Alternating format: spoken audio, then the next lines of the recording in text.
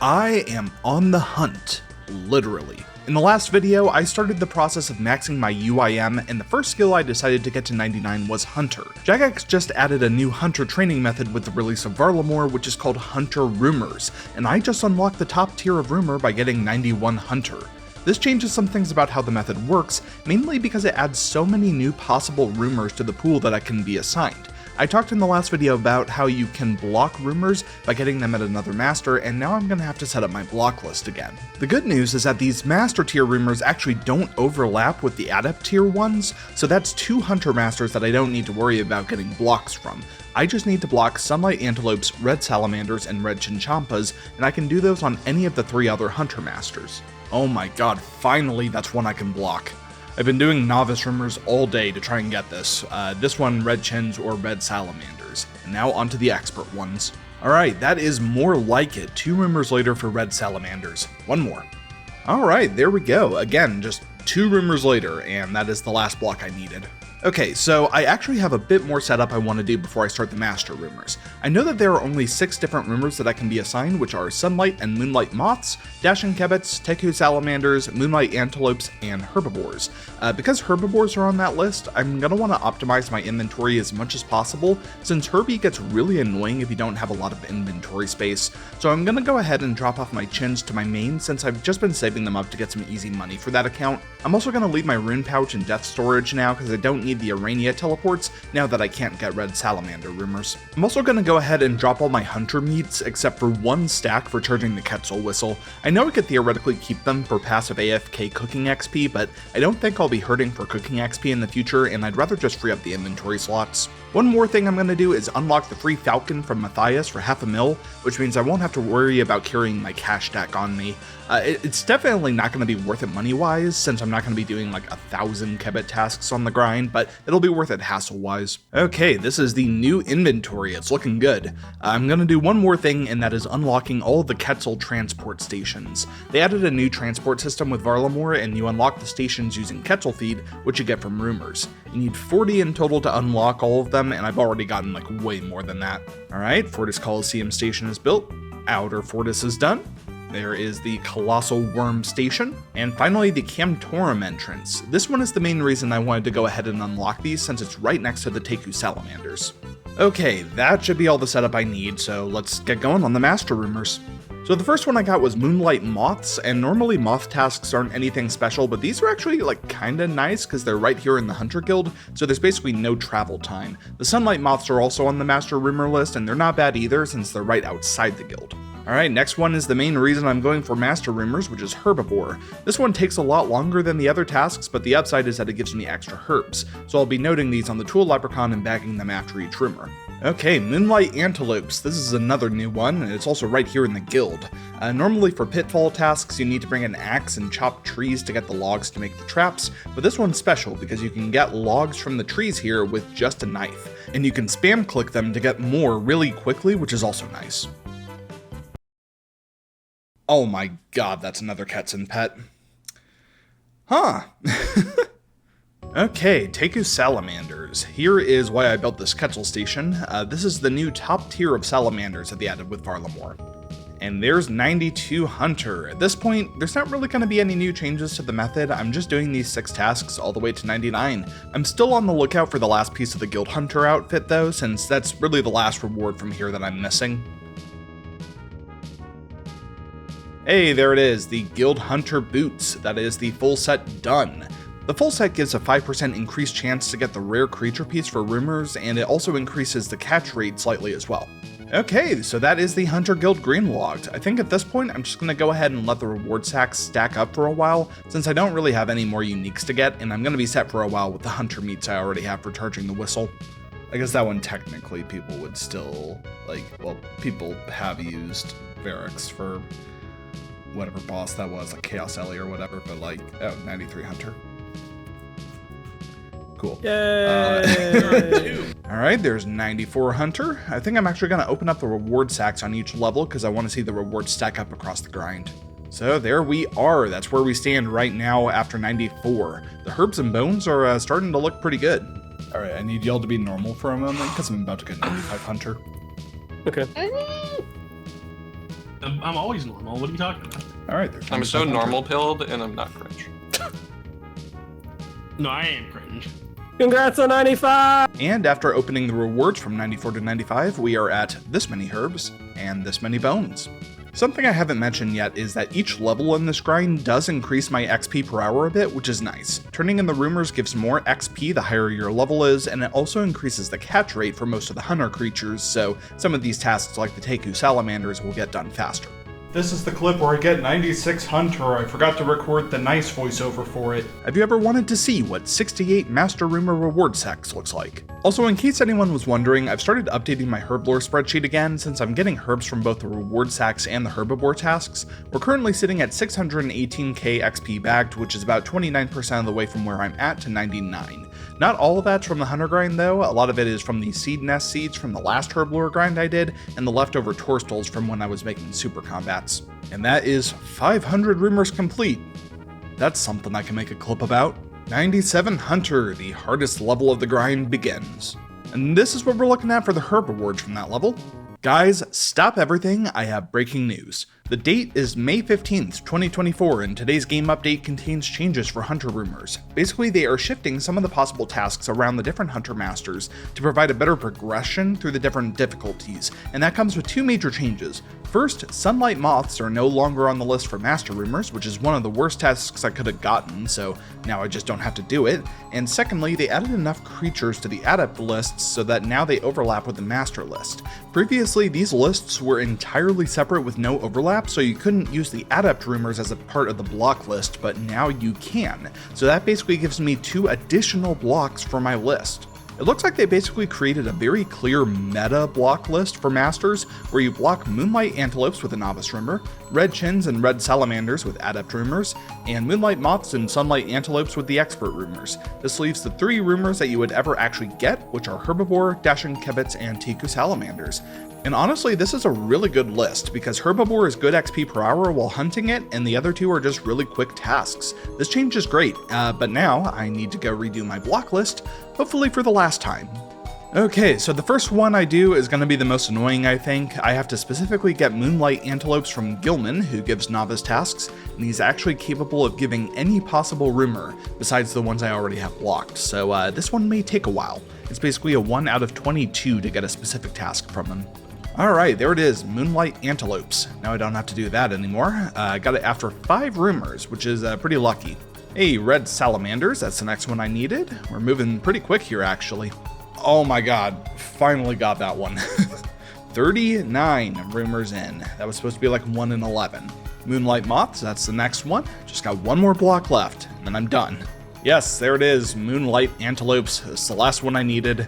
That is the whole block list done. Moonlight Antelopes, Red Salamanders, Red Chins, Moonlight Moths, and Sunlight Antelopes. So now the only thing I can get from the Master Rumours are Herbivore, Dashing Kibitz, and Teku Salamanders. I'm excited to see how this goes now. This basically eliminates the 3 quote-unquote bad tasks from my previous setup, leaving just the 3 quote-unquote good ones. My XP should go up quite a bit from now on. Alright, that is 98 Hunter, just 1 more to go to close it out. I've been getting somewhere around 200k XP per hour with the new block list, which is a pretty big improvement. And here we are, I've got some friends here for the 99 party, and after about 50-ish hours of Hunter Rumours, 99 Hunter on the UIM. Very cool. That is my 10th 99 on the account. The Hunter Cape has one main benefit, which is that it has 5 daily teleports to either the red Chinchompas in the Feldup Hills or the black Chinchompas in the Wilderness, which I will definitely never be using on this account. And with the release of Rumour, they actually added another benefit, which is that you can unlock an infinite teleport straight to the Hunter Guild, which is actually a better teleport than the Quetzal Whistle I've been using the whole time. That said, it's not really an important teleport at this point, since I'm never really gonna be doing anything here ever again. It is a decent teleport to a Quetzal if you don't have the whistle, but I'm gonna eventually put the Fortis teleport in my player-owned house, which will work for that as well. Another benefit of doing this grind is that along the way I unlocked the ability to catch every type of impling in the game without a butterfly net, which is pretty nice for a UIM, because if I randomly see an impling somewhere in the game, it's a big pain to have to go get a net to catch it, so I can just catch it immediately now. I think the most important type of impling that I'm going to be on the lookout for is dragon implings, since dragon darts and dragon arrows would both be really nice to get. And now it's time to open up this last batch of rewards and see the total herblore XP I have back now.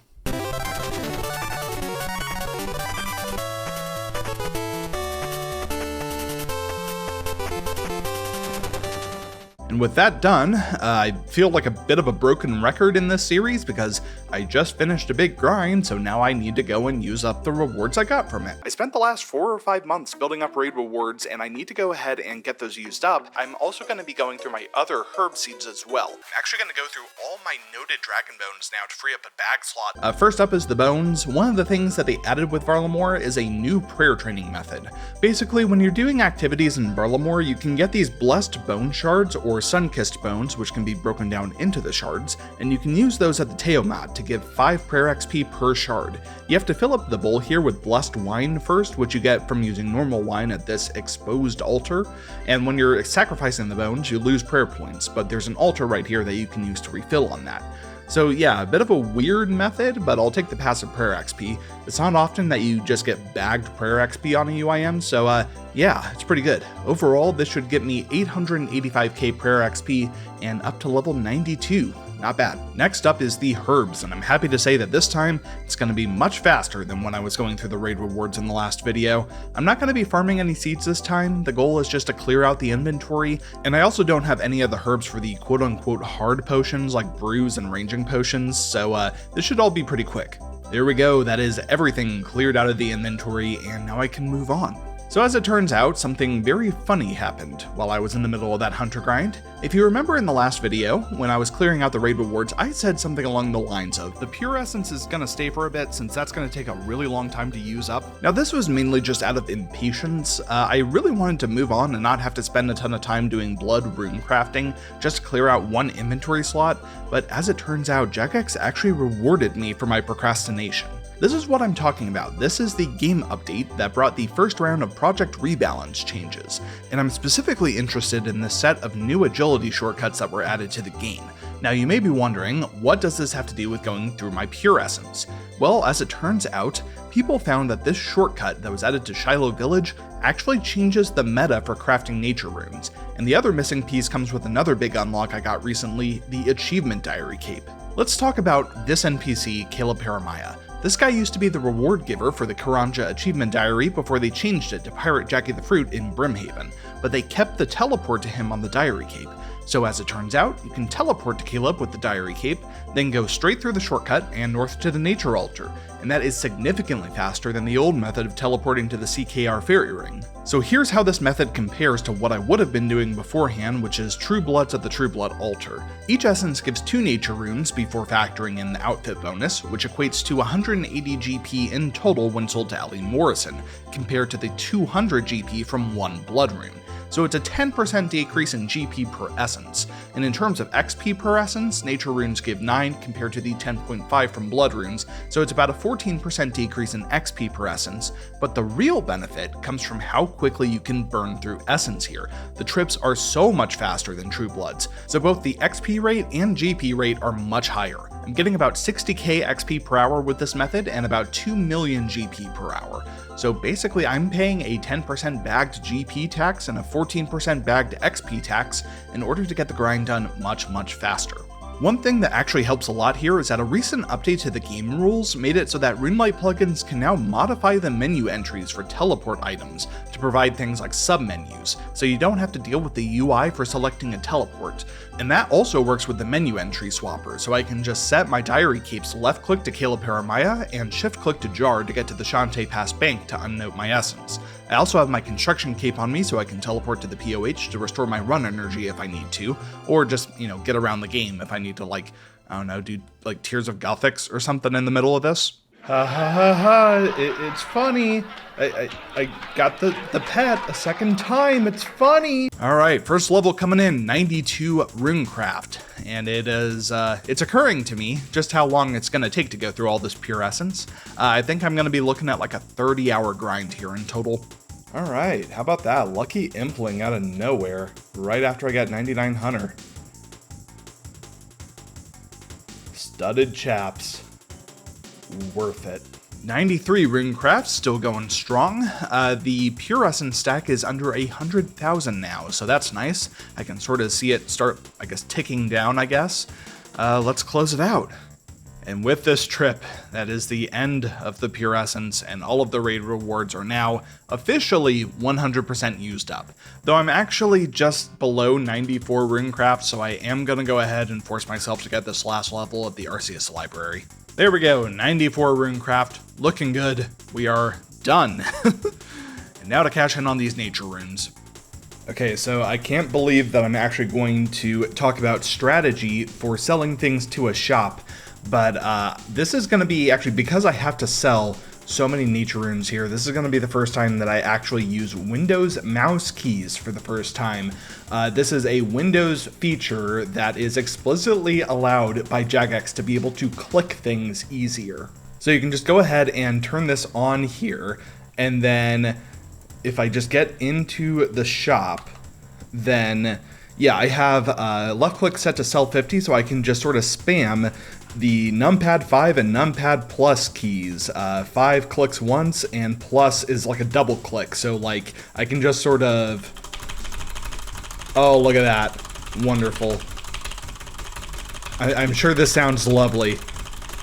Anyway, I'm going to be doing this for a very, very long time now. Oh my god, that was a lot of clicking, or a fake clicking with mouse keys, I guess. That was 720k nature runes sold to Ellie Morrison's shop for 64.8 million GP, which is almost enough to use my Tumikin Shadow for a whole hour. And now it's time to go ahead and move on to the next 99.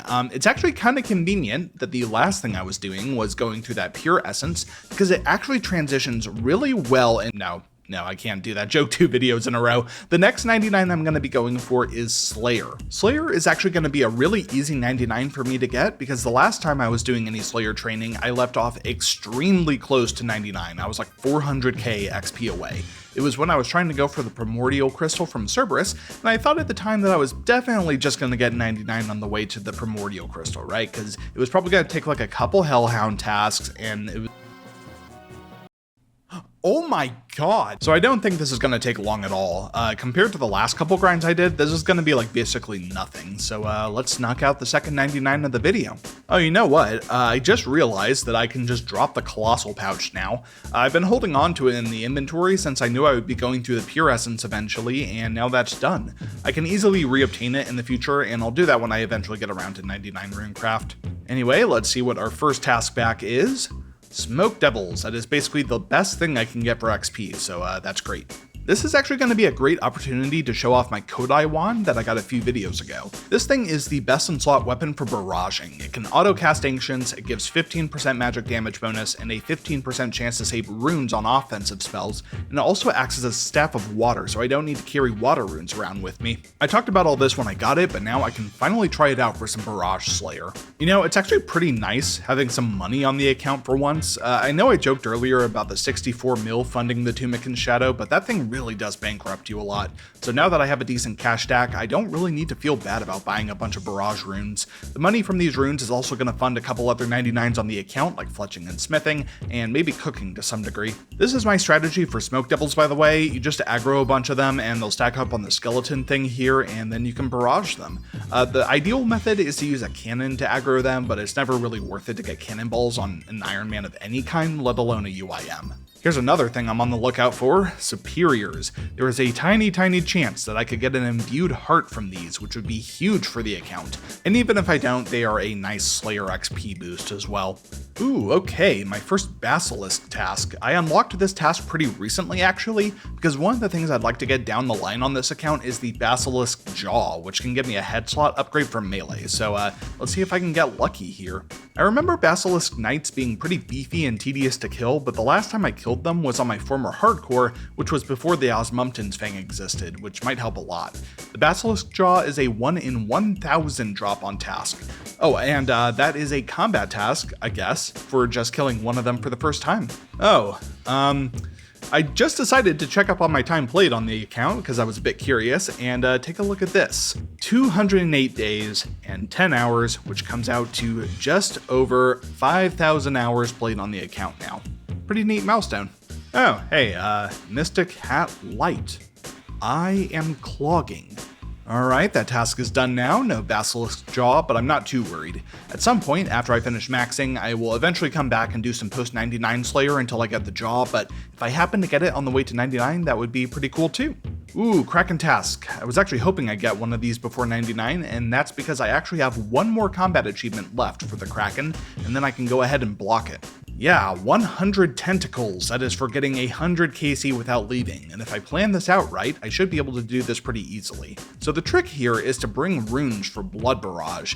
The only really expendable resource here is health, and if you bring Blood Barrage, you can actually barrage the Whirlpool between kills, which still heals you even though it doesn't do damage. So you can just stay here indefinitely as long as you have kills left on your task. And there we go, 100 tentacles. Next time I get this task, it is getting blocked since I have everything I need from here. Alright, we are here in the Fremi Slayer Cave, and with this final Basilisk, that will be 99 Slayer. That is the 11th 99 on the account. Now let's get that cape.